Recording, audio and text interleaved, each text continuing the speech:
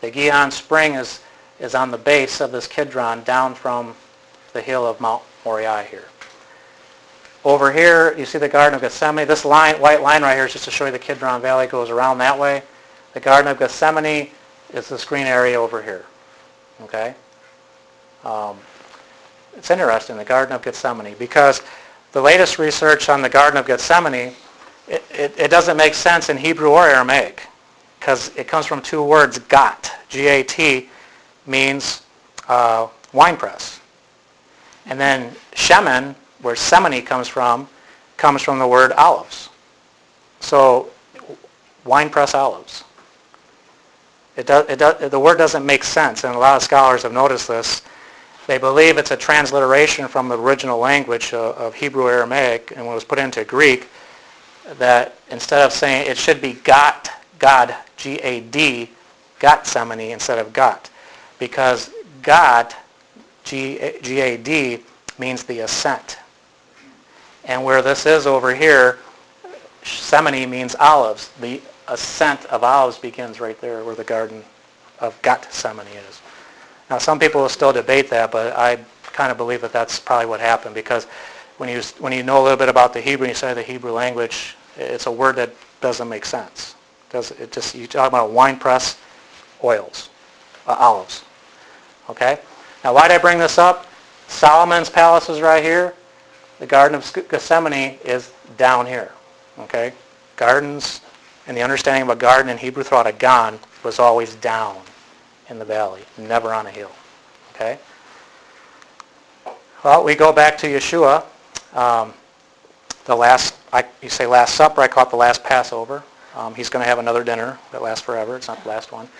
And when they sung a hymn, which would be the psalm, it was traditional to sing psalms from the Old Testament, they went out of the Mount of Olives. Then cometh Yeshua unto a place called Gethsemane, and saith unto the disciples, sit ye here while I go and pray yonder.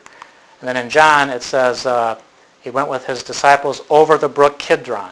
Okay, the water that was flowing through the Kidron Valley, he crossed it, where was a garden into which he entered. So this is where it doesn't ever say Garden of Gethsemane in the New Testament. We put scriptures together. He crossed into a garden in this place called Gethsemane in Matthew, and this is where we get the putting together of the Garden of Gethsemane. Okay? Now, it's interesting because it's going to blow you away. But in Jewish understanding today, the place of where we're pretty positive that the Garden of Gethsemane is an A spot. It's in the real spot of where it was. And Jewish understanding is that this is an area that was part of the Garden of Eden. That the garden here is a garden that Yeshua went to.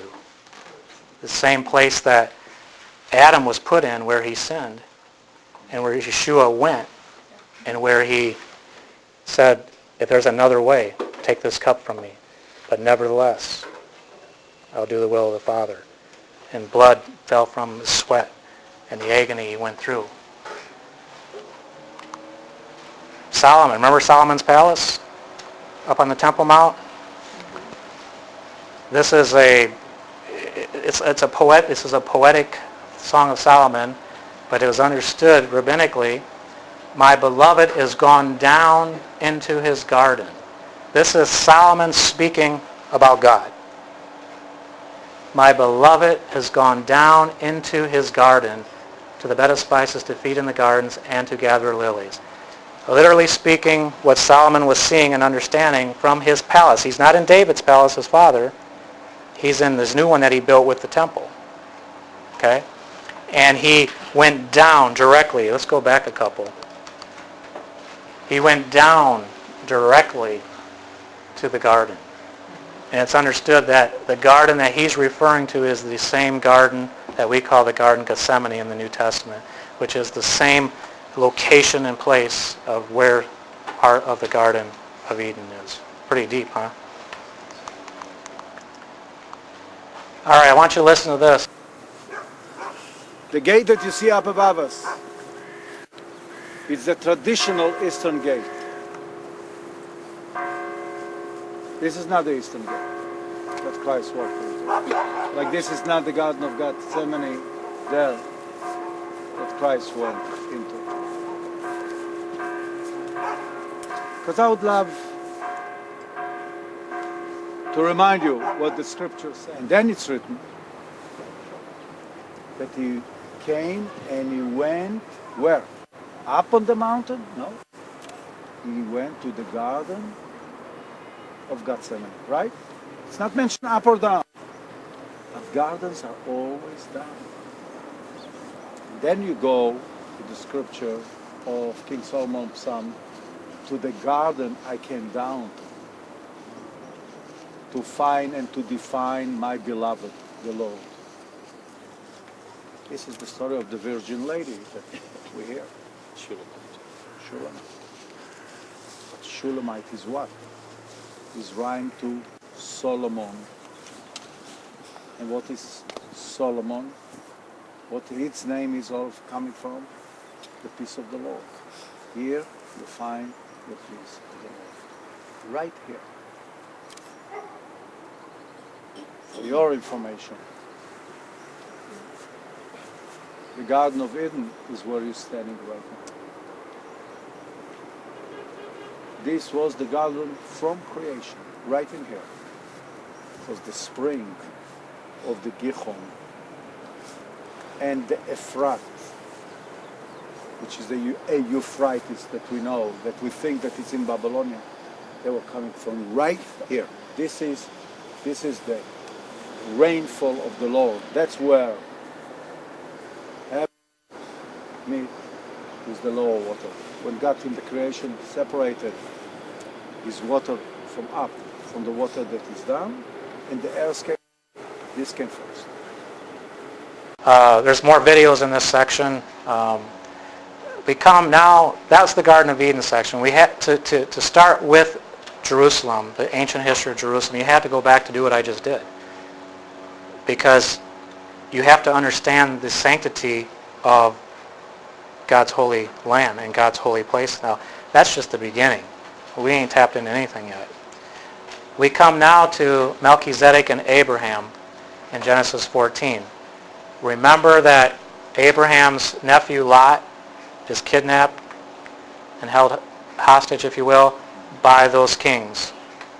And Abraham and his entourage, I think there was like 318 men, they went and defeated these kings and got Lot back. And they captured all the loot. Abraham comes back. Here it says Melchizedek, the king of Salem in Hebrew.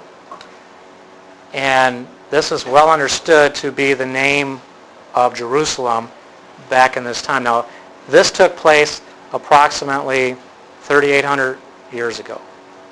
Okay, give or take. Okay, so you're talking at the time of the Canaanites in the land of where Israel is today. And of course, Abraham gives a tenth of the spoils of war to the king, the high priest Melchizedek, and Melchizedek offers him bread and wine. And Jewish tradition, things that we're not told here in the scripture, there's an understanding that Abraham is given this little piece of property, which he would later bring Isaac to, when God tells him to go to a place, because we don't see Melchizedek then a few years later. But how did Abraham go there without being interfered with? Because it's just the same exact location of where Salem is. Okay?